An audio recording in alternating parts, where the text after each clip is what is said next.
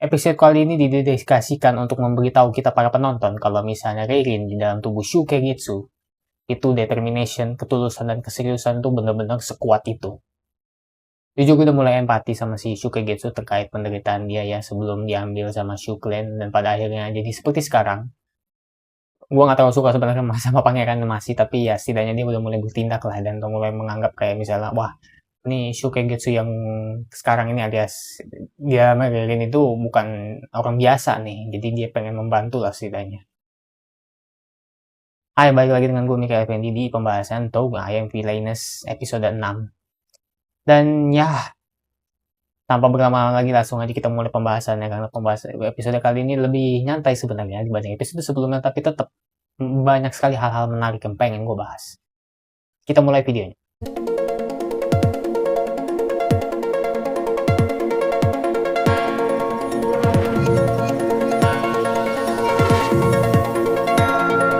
Kita mulai dari Tosetsu yang labrak ruangan festival hantu dan informasikan kalau misalnya Reirin yang jiwanya Keigetsu itu pingsan karena penyakitnya makin parah dan meminta pimpinan atau permaisuri dari Koukenshu itu untuk segera pulang itu dan menjenguknya, melihat langsung lah. Dan ini tentu aja ngebuat semua orang di ruangan itu panik, terutama Pangeran Yomi itu sendiri.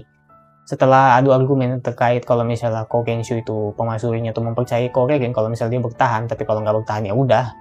Akhirnya ya dia juga balik juga gitu ujung-ujungnya, yang sempat dicegat oleh si Keigetsu alias Reirin yang asli yang mereka nggak tahu gitu untuk membantu ya si Reirin yang palsu itu, si Keigetsu itu, tapi ya ditolak mentah-mentah terutama sama Pangeran Gome yang masih belum mempercayai Shukagetsu.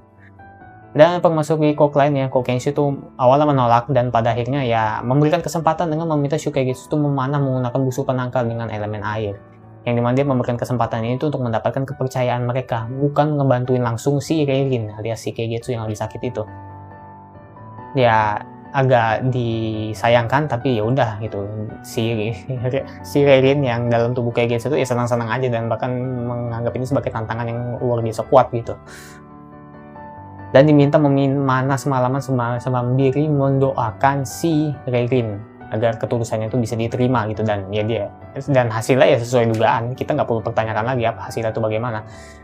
Literally ya keseriusan Reirin alias keseriusan Shukagetsu ini ngebuat banyak Kasim dan Dayang tuh pada impresif, karena ya literally 6 jam berturut-turut dia ngelakuin narik panah itu gitu sambil mendoakan kesehatannya Reirin itu alias Shukagetsu yang ini dalamnya agak ribet ya penyebutannya ya, gue masih bingung nyebut yang lebih enak tuh gimana. Mungkin gue bakal nyebut Reirin Shukagetsu dalam tubuhnya Shukagetsu itu ya memang tetap berlanjut gitu, keseriusan dia, determination dia sampai ngebuat ya si Lily juga panik gitu karena dia nggak makan, nggak minum, literally cuman manah aja, bahkan sampai tangannya berdarah gitu. Padahal udah sempat disuruh berhenti juga dan pada akhirnya ya waktunya udah habis gitu dan udah cukup gitu, cukup kalau misalnya mau penebusan dosa dengan menarik panah ini sebagai bentuk determination alias keseriusannya udah cukup gitu, sudah dihentikan sama Kapten Mata Elang juga, tapi pada akhirnya dia tetap ngelanjutin juga karena menurut dia ini belum cukup. Dan ya kita masuk sedikit ke Shukagetsu yang asli yang dalam tubuh Reirin yang lagi menderita. Lagi-lagi kisah dikasih lihat background story-nya bagaimana, yang sebenarnya kita udah tahu, tapi di sini makin diperjelas gitu bagaimana dia mempelajari sihir terlarang itulah, yang mungkin banyak juga kalau gue lihat-lihat itu di pembahasan orang banyak yang mulai curiga kalau misalnya sihir terlarang ini memang dikasih gitu, memang sengaja biar ditemukan sama Shukagetsu gitu. Jadi intinya ya ada musuh di balik selimut, entah itu benar atau enggak, tapi ya intinya mempelajari sihir tersebut sampai orang tuanya meninggal, sampai diskriminasi terhadap Keigetsu ya karena semenjak masuk Shuklen karena dia anak adopsi itu makin kuat. Dan jujur ya tetap menderita kan sekarang kan pada akhirnya juga, yang membuat gue sedikit empati lah terkait Shukagetsu ini, walaupun ya kita nggak bisa ngeliat dari satu sisi doang ya, karena sebenarnya kalau kita ngeliat dari sisinya Reirin, dia juga sebenarnya menderita. Shukagetsu tuh menderita karena diskriminasi dan ketidakadilan yang dialami. Ya Reirin yang nggak jauh-jauh dari badannya yang penyakitan dari kecil gitu, yang dimana kalau Shukagetsu tuh memilih jalan yang salah ya untuk memperbaiki segalanya, ya Reirin tuh kayak berpura-pura tegar dan kuat agar orang sekitarnya nggak panik alias tidak khawatir lah, dan itulah kehebatannya si Reirin gitu. Ya, yang intinya dua-duanya sebenarnya menderita, jadi nggak bisa memilih kayak oh ini Shukagetsu menderita karena diskriminasi atau apa, ya enggak, dua-duanya yang menderita. Yang satu menderita karena diskriminasi dan segala macam, yang satu menderita karena penyakit di badannya itu yang nggak hilang-hilang gitu. Jadi kasihan sih. Dan jujur gue lumayan curiga sama Pot ya, yang berapa kali itu di zoom in di episode kali ini. Gue lupa apakah itu kemungkinan Pot yang dipakai si entah dipakai Korean atau apa, pokoknya aneh aja zoom innya itu.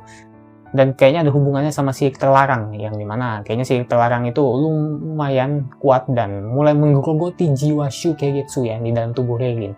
Ya di visualisasinya aja kan bisa lihat itu kan mata-mata yang banyak gitu, dan lumayan serem juga sih karena ini menunjukkan kalau misal supranaturalnya juga ada gitu ya di anime ini, yang pada akhirnya ya setiap anak panah yang ditembakkan oleh Reirin yang asli ya dalam tubuh Shu Keigetsu bersama dengan doa, pada akhirnya ya menghapus mata itu satu persatu, dan kata lain ya membersihkan atau menyucikan lah jiwanya Shu Keigetsu yang asli ya dari pengaruh sihir terlarang. Ini gue sotoy aja karena gue nggak tahu, tapi visualisasinya kalian bisa lihat sendiri kalau misalnya si Reirin yang asli narik anak panah itu ya si sihir terlarang tuh mulai berkurang. Ini gue nggak tahu termasuk mimpi buruk doang atau memang ini penggambaran dari jiwanya Shu Keigetsu yang mulai tertelan oleh sihir terlarang, karena hitungannya kan masih berlaku kan sihir terlarangnya, yaitu pertukaran jiwa.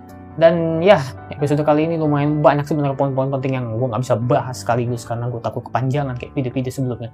Tapi ya intinya ya episode ini didedikasikan untuk menunjukkan kalau misalnya Reirin dalam tubuh Shu Keigetsu itu determination dan juga keseriusannya tuh kuat banget dalam menolong Shu Keigetsu gitu yang di dalam tubuh Reirin gitu. Yang agak lucu sih penyebutannya sih gue sih, tapi ya ini menunjukkan kalau misalnya Reirin tuh ya is the best karakter in this show gitu.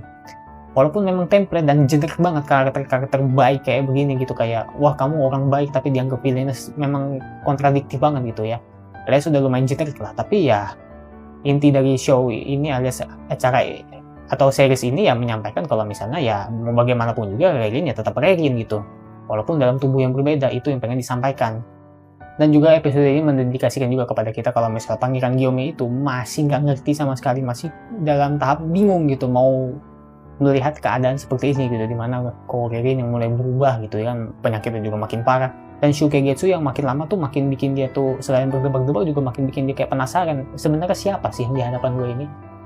Ya ini tinggal nunggu waktu aja sampai semuanya kebongkar, tapi intinya ya episode ini yang menunjukkan dua hal itu, yaitu penderitaan Shu Keigetsu dan juga determinasinya Reirin yang makin kuat di episode kali ini. Dan ya kita tinggal tunggu kelanjutannya bagaimana, karena di post credit scene untung gue nggak nge-skip ya, karena biasanya endingnya kan gue udah lihat tuh, ya udah gue skip lah, gue iseng-iseng majuin dikit lah ke akhir itu, dan ternyata ada post credit, ada end credit lah bahasanya lah.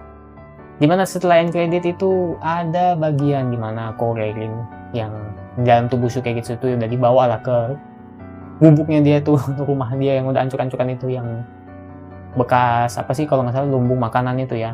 Dan dia terbangun lega, menangis lega ya, karena ya Reirin akhirnya selamat ya, dia si Shu Keigetsu yang asli.